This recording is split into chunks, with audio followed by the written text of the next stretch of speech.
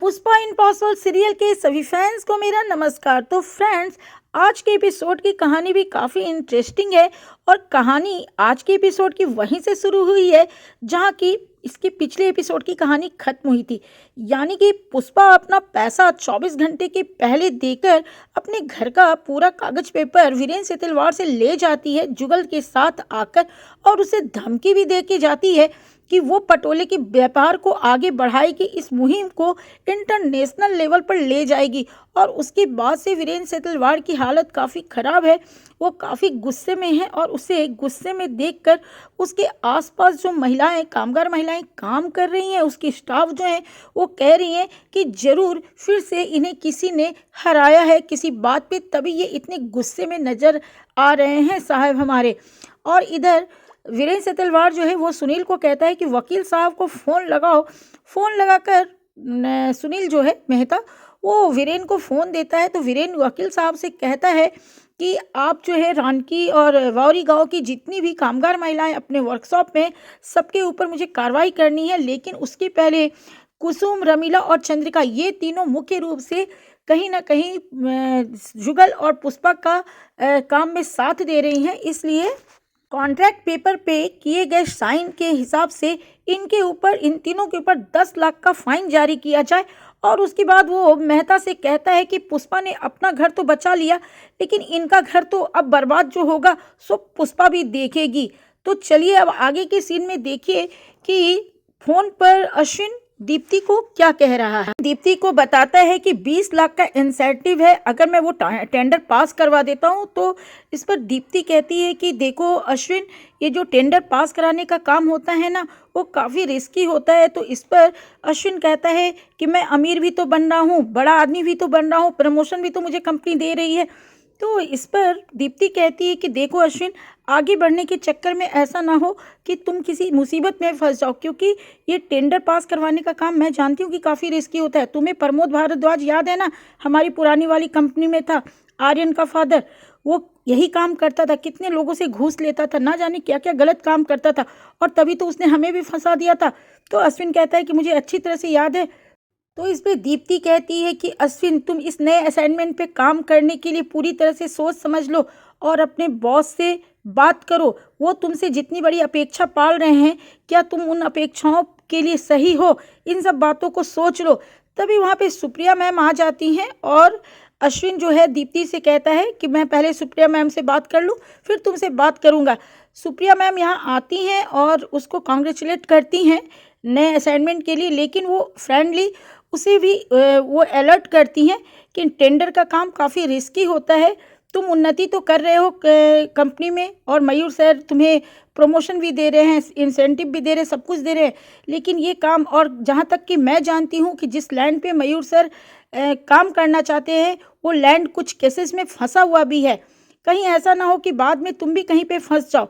तो उस पर वो कहता है अश्विन कि मेरा काम तो सिर्फ टेंडर पास कराना है, उसके बाद उस ज़मीन पे जो भी करेंगे वो मयूर सर करेंगे, उसमें मेरा क्या काम होगा।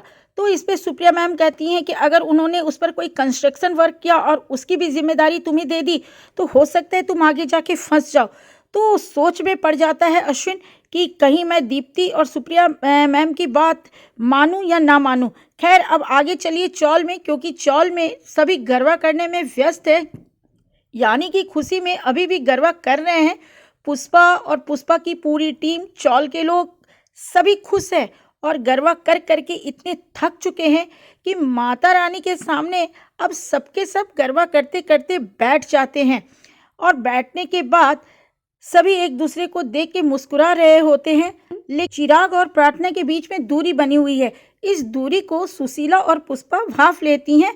खैर यहाँ पर सुशीला पुष्पा को बताती है कि जिस दिन चौल में आग लगी थी, उस दिन जब बापोद्रा यानी कि प्रार्थना के पापा तुझे डांट रहे थे, तो घर पे आया था चिराग और उनसे काफ़ी बहस भी किया। और उस दिन प्रार्थना जब बीच में आई चिराग को डांटने के लिए कि मेरे पापा को इस तरह से मत बोलो, तो इसने भी तेरा साइड लेके प्रार्थना को खूब डांटा, और उसके बाद से इनके बीच में और दूरी बढ़ गई है। कहीं ना कहीं उस दिन दोनों ही सही थे, प्रार्थना अपने पापा का पक्ष ले रही थी और चिराग तेरा पक्ष ले रहा था। तो इस पर पुष्पा कहती है कि अगर हमारे बच्चों ने हमारा मान रखा है तो हमें भी इनके बारे में सोचना होगा। और दूर में जो बापोद्रा खड़ा है वो इस वक्त इन दोनों की इन लोगों की जो बातें हो रही है इस पर कान लगाए हुए है। और वो कहता है कि कितनी भी कोशिश कर लो इन दोनों को मिलाने की, चिराग और प्रार्थना को, लेकिन मैं नहीं मिलने दूंगा।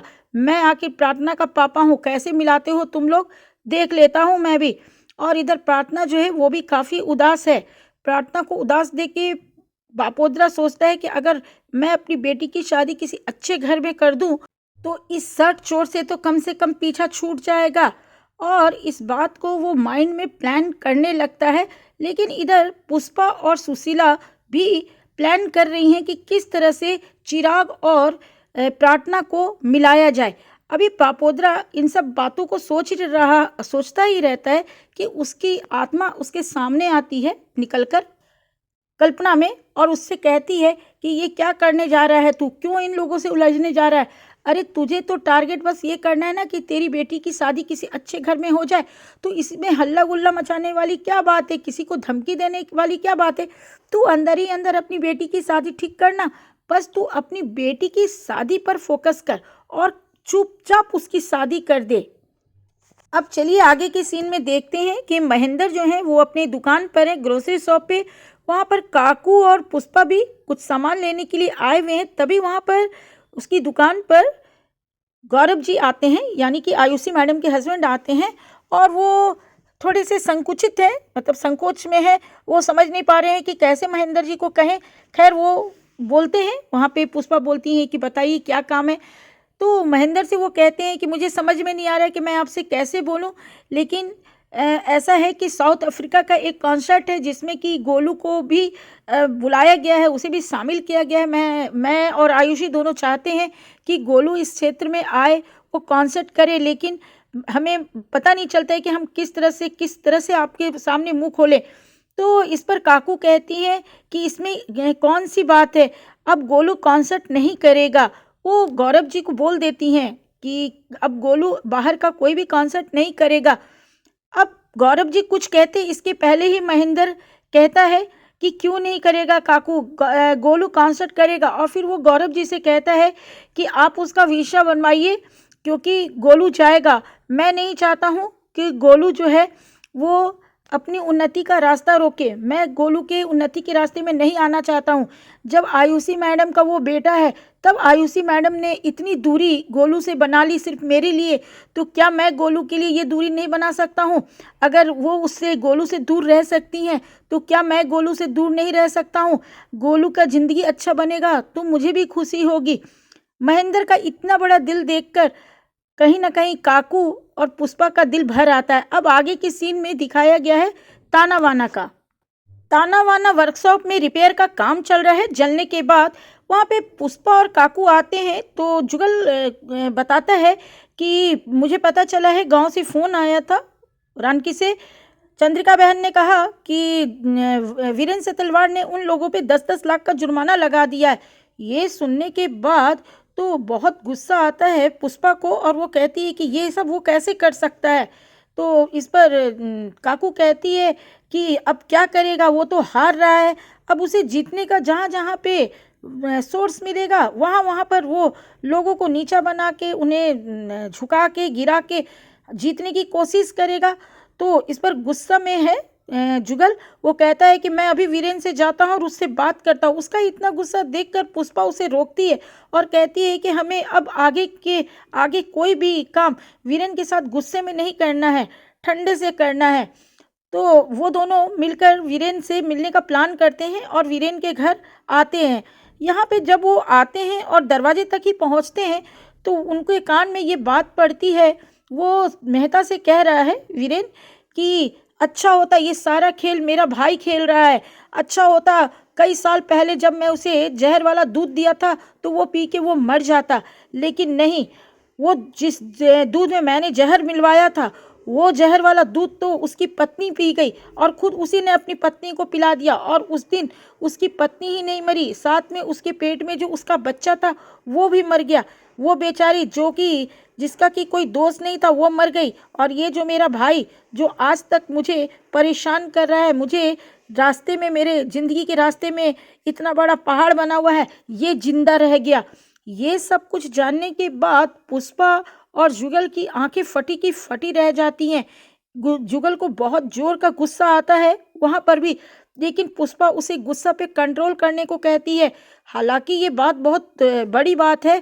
इतना बड़ा राज जिसे कि कई सालों के बाद जुगल जाना है, उसके लिए भी गुस्से पे काबू रखना मुश्किल है। लेकिन पुष्पा उसे संभलने को कहती है और कहती है कि ये वक्त गुस्सा से काम करने का नहीं है। ये वीरेंद्र से तलवार बहुत खतरनाक इंसान है, इसके साथ हम लोग गुस्सा में काम करेंगे तो हमारा ही नुकसान होगा। हमें इसके बारे में, इसे अगर ख़त्म करना है, इसके पापों को ख़त्म करना है जुगल, तो हमें शांति से काम लेना होगा। अब इधर चलिए बापोद्रा चौल चलते हैं और सीधा बापोद्रा के घर पे ही चलते हैं, जहाँ की प्रार्थना बैठी हुई है और वो रिद्धि की कही हुई बात को सोच रही है। रिद्धि उसे बोली थी कि मेरे और चिराग के बीच में कुछ भी नहीं है, हम दोनों कलीग हैं, अच्छे दोस्त हैं। अब इन बातों को सोचकर कहीं ना कहीं प्रार्थना दुखी हो रही है। फिर उसे उस दिन की बात भी याद आती है जब चिराग बापोद्रा को डांट रहा होता है, जिस दिन चौल में आग लगी थी और वो बीच में आके अपने पापा की साइड ली थी। अभी इन बातों को सोच ही रही होती है, तभी बापोद्रा की नज़र अपनी बेटी पे जाती है, प्रार्थना पे, और वो उसके पास आता है और कहता है कि ले ये दूध, बादाम वाला दूध पी। और बड़े प्यार से वो प्रार्थना को कुछ बातें समझाता है। कहता है कि तू इस शर्ट चोर के चक्कर में क्यों पड़ी है, तेरे लिए मैं एक से एक लड़का ढूंढ सकता हूँ।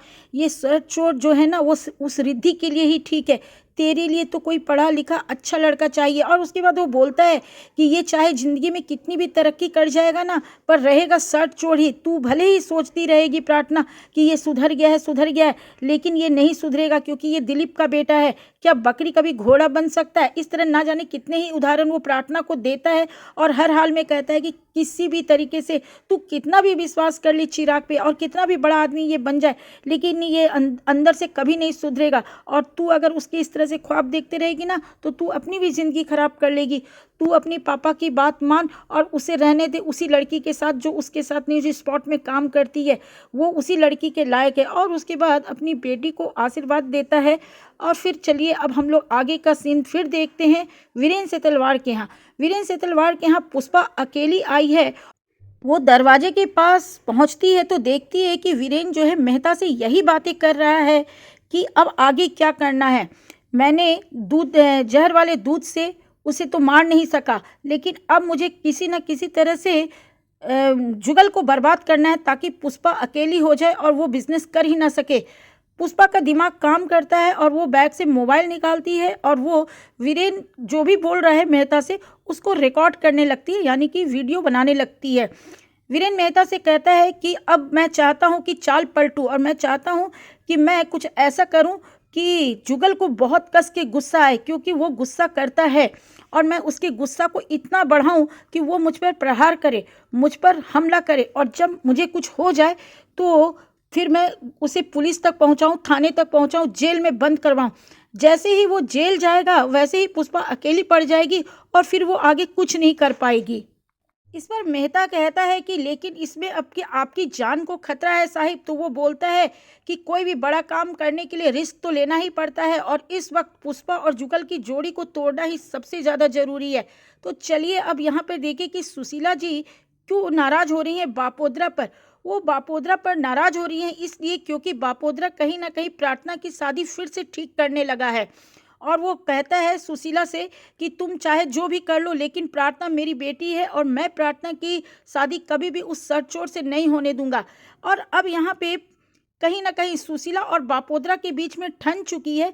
बापोद्रा एक अच्छा लड़का ढूंढेगा अपनी बेटी के लिए और सुशीला जो है वो अपनी बेटी को चिराग से मिलाने के लिए पुष्पा के साथ प्लान बनाएगी और पुष्पा और सुशीला मिलकर कुछ ऐसा प्लान बनाएंगे आगे ताकि चिराग और प्रार्थना मिल जाएं। तो फ्रेंड्स अब हम लोग आगे के एपिसोड में देखेंगे ये मामला कि जीत किसकी होती है, पुष्पा और सुशीला की जीत होती है या अकेले बापोद्रा की जीत होती है। खैर ये तो आने वाले एपिसोड में पता चल ही जाएगा। चलिए अब आगे देखते हैं कि आज के एपिसोड में और क्या क्या हुआ।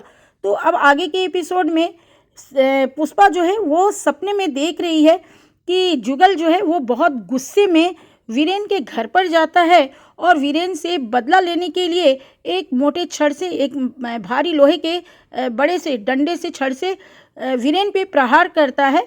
पहले तो वो वीरेन के साथ कुछ बहस करता है, मेहता के साथ कुछ धमकी देता है और उसके बाद वीरेन ना जाने क्या कहता है कि जुगल उस पर कसकर वार करता है और उसके सर पर वो इतने ज़ोर से वार करता है कि वार करने के बाद वीरेन जो है वो ज़मीन पर गिर जाता है और वीरेन के सिर से बहुत सारा खून निकलने लगता है।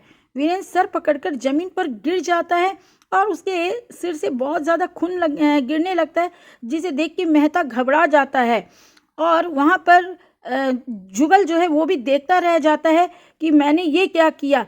अब इतना खतरनाक सपना पुष्पा जब देखती है तो उसको अजीब सा लगता है, वो उठ के बैठ जाती है, कहती है कि ना जाने कैसे मैंने इतना खतरनाक सपना देखा। और उसके बाद वहाँ पे चिराग आता है और वो पूछता है कि मम्मी क्या हुआ। तो पुष्पा कहती कि कुछ नहीं, बस एक गिलास पानी दे। हालांकि वो बताती है चिराग को कि मैंने इस तरह का सपना देखा है, क्योंकि कहीं ना कहीं जुगल को अपने गुस्से पे काबू नहीं रख पाता है और जब से वो जाना है कि सुब्रा और उसके बच्चे का हत्यारा वीरेन सेतेलवार है, तब से और उसके गुस्से पे कंट्रोल नहीं रहता है। उसके बाद पुष्पा ताना बाना में जाती है और वहाँ पे पकिया को वो अकेले देखती है और जुगल को नहीं देखती है, तो थोड़ा चिंता में आ जाती है और वो जुगल को फ़ोन लगाती है। तो फ्रेंड्स, आज के एपिसोड की कहानी बस यहीं तक थी। अब कल के एपिसोड में ये दिखाया जाएगा कि वो जुगल के साथ मिलकर क्या प्लान बनाती है आगे का, और आगे के प्लान में किस तरह से वो लोग वीरेन सेतलवार को पकड़ेंगे और उसको प्रूव करेंगे। खैर ये सब हम लोग आगे के एपिसोड में देखेंगे फ्रेंड्स। तो मेरे साथ बने रहिए मेरे चैनल ऑलराउंडर पर। मैं आपको इस तरह से स्टोरी बताती रहूँगी और साथ ही पुष्पा इम्पॉसिबल सीरियल देखिए सोनी सब पर, सोमवार से शनिवार तक रात 9:30 बजे। तो आज के लिए बस इतना ही फ्रेंड्स। Bye bye friends.